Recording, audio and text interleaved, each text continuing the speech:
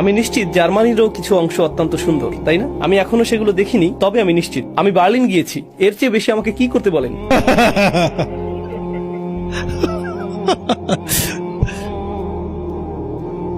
যুক্তরাষ্ট্রে এমন কিছু জায়গা আছে যা অত্যন্ত সুন্দর। কলোরাডো অনেক সুন্দর, ক্যালিফোর্নিয়াও অনেক সুন্দর। পৃথিবীতে অনেক দামি শহর আছে, যে কোনো সুন্দর জায়গায় দামি হয়, তাই না? দামি রিয়েল এস্টেটের একটি প্লট পেতে অনেক বেশি পরিশ্রম করতে হয়।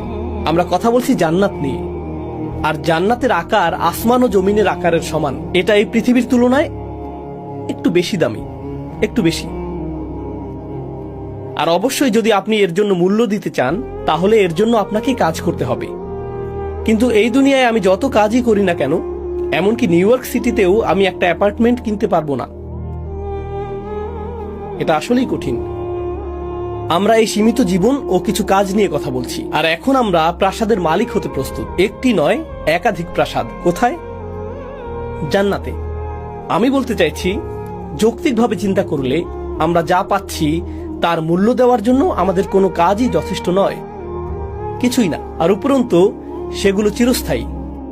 তাই আমাদের ভালো কাজ, যদি আমরা ৮০ বছর ধরে ভালো কাজ করি, এটা এমন না যে আমরা জান্নাতে ৮০ বছর ভাড়া ছাড়া থাকতে পারবো আর তারপর ভাড়া শুরু হবে। না, এটা স্থায়ী। সুতরাং প্রচেষ্টা সীমিত, পুরস্কার স্থায়ী। পরিষ্কারভাবেই আমরা এর জন্য মূল্য দেইনি। আমরা এর জন্য মূল্য দিতে পারবো না। এর জন্য মূল্য দেওয়ার কোনো উপায় নেই।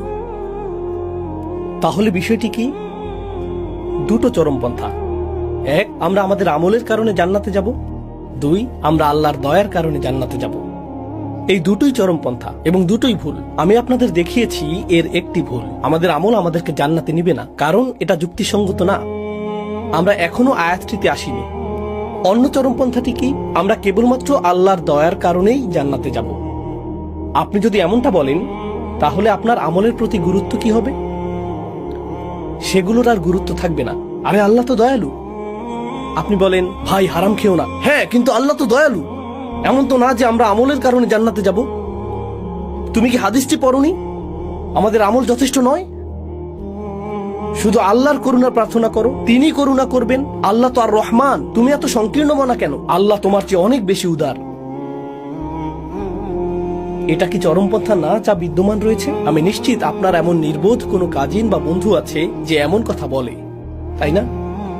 কারণ লক্ষ লক্ষ মানুষের এই ধারণা রয়েছে, তাই না? কিন্তু এই বিষয়ের সঠিক ধারণাটি আসলে কি? এটা খুবই সহজ।